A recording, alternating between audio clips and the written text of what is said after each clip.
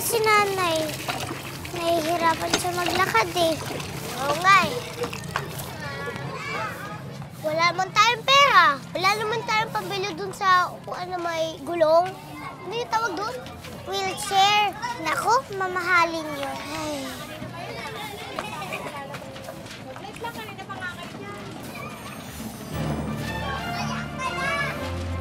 Ay! Alam ko na kung paano natin matutulungan si nanay. Ano yun?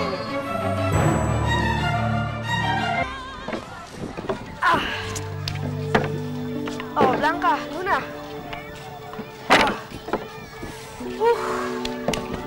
Ano, okay na ba to? Ika. Oo, okay na to. Kulang na lang. Ako at martilyo eh. Ayos! Meron ako nun sa bahay! Blanca, samahan mo ako. Kuha niyo mga yun. Sige. Tapos magpatulong na rin tayo sa kuya sa mga tindahan. Sige, tara!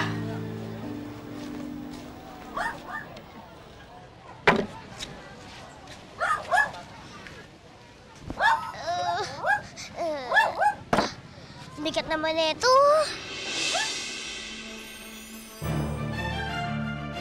Uy, Ani! Ha! Tulungan natin to.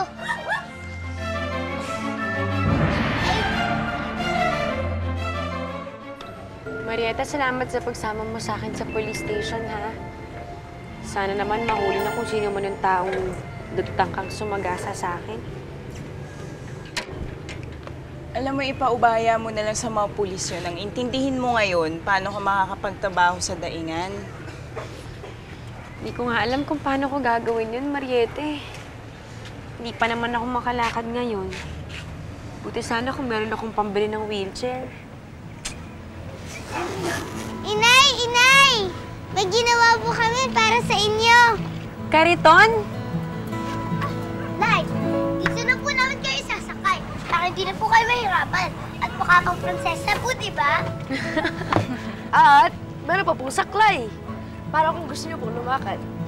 Wow! Kayo ang gumawa niyan? Opo.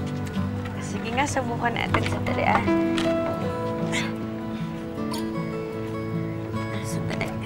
Tatay namin, oh. Tinulungan po kami ni Toti sa paggawa niyan. Talaga? Kayo talaga kung ano-anong naiisip niyong gawin.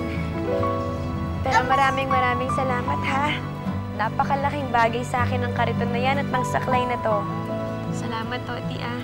Okay lang po yun. Gusto niyo bang po subukan? Try natin, subukan natin. Sige, sandali. Yan na po yan, oh. Upo ka ganito na.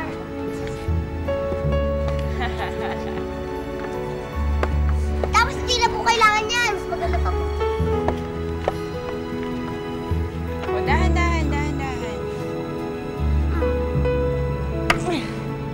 Ayan. Tapos dito niyo po yan ilalagay. Upo muna po kayo maayos. Yung isa. Saan? Nilalagay ko sa gilid.